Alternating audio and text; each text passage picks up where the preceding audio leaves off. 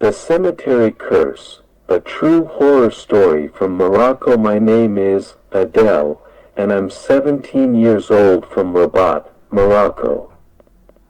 I have been fascinated by horror stories since childhood and have a love for adventures, tales of jinn, monsters, and terrifying horror stories. My grandfather, may he rest in peace, used to tell us these stories in the wilderness when I was a little child. When I was young, I couldn't even go to the bathroom alone because of my fear. However, I always wanted to explore this scary world more closely. When I turned 13, my fascination with stories about jinn and monsters grew, and my love for adventure and thrill intensified day by day. I experimented with summoning jinn and preparing them. I would go to cemeteries at night during moonlit nights.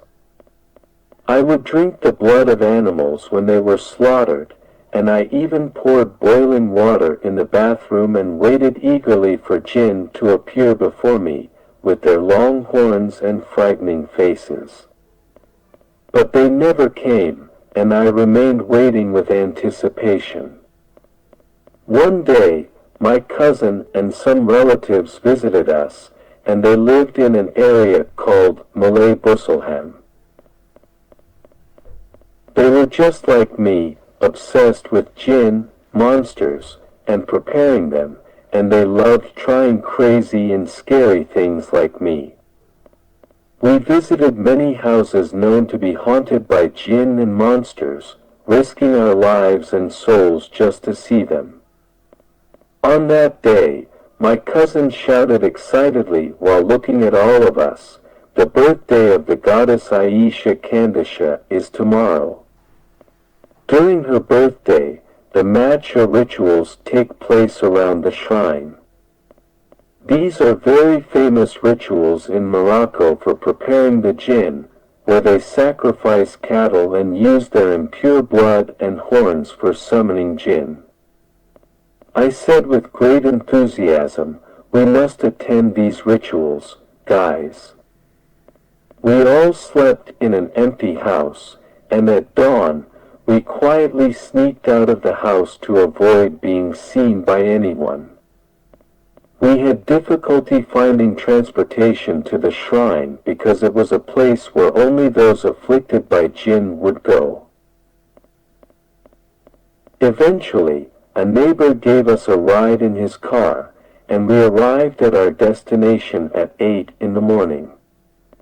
We continued our sleep near the mulberry trees located near the shrine and anxiously awaited the darkness. People started arriving at the shrine, including the Gawada, the ones who perform matcha rituals, the owners of the sacrificial animals, and those dressed in unusual attire.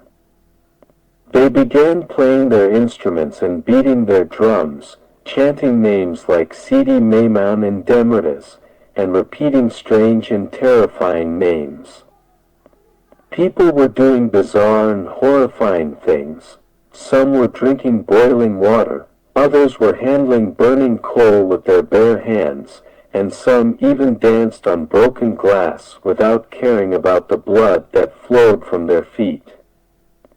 I couldn't believe the horror unfolding before my eyes. I was terrified, as were my friends, and our hearts were pounding like drums. Then, I caught a glimpse of an old woman dancing in a strange manner and eating glass in a peculiar way. She started laughing loudly in a bizarre voice. The old woman said in a strange, intermittent voice, "Young man, leave this place out of my intense fear." I couldn't move or even run like the others. It felt like my legs were paralyzed. The old woman looked at me with anger, then struck me forcefully across the face with her hand. My mouth twisted and reached my left ear. I rushed to my friends with great fear, and my face looked horribly disfigured. My friends screamed in horror, and I told them what had happened to my face. I saw my distorted face in the reflection of a phone, and it was a horrifying sight. I began crying and wailing in fear. I didn't tell anyone what had happened because no one believed me. I saw the old woman again in my dreams, threatening to torture me and never leave me in peace. I woke up crying from fear. I didn't tell anyone about it because no one believed me. I kept seeing the old woman every night, and she threatened me. One night, she asked me to mix henna with my hands and pour it on a tree outside the house so she could heal and let me go back to normal. I agreed without thinking and did as she asked, quickly. The next day, the healer noticed my disfigurement when I told him what I had done. He scolded me for obeying the old woman's orders because, by following her commands, I displayed my weakness to her, allowing her to gain power over me. That night, I experienced a severe episode of hysteria, screaming uncontrollably for no apparent reason, and I fell to the ground with my hands and legs twisted in a terrifying and strange way.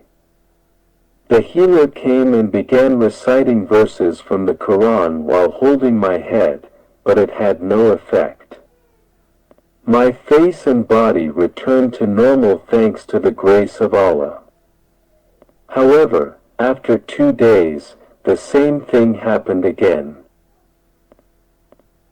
I fell to the ground, my limbs twisted, and I screamed uncontrollably. The healer was brought from Kenitra this time.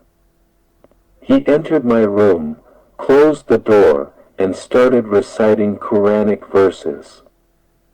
The jinn spoke through me, telling him her name and saying that she would not leave my body and planned to kill me.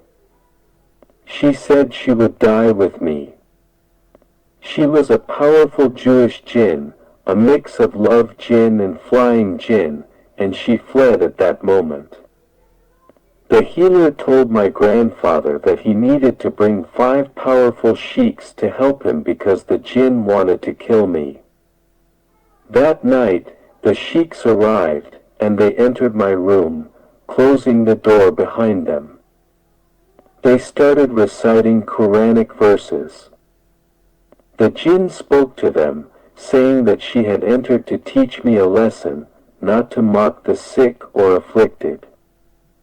She had tortured me and herself. She also said that she would not leave my body and would kill me, and she would die with me. She was finally forced to leave. The sheikh told my grandfather that he needed to attend to me every day for ruqya, spiritual healing.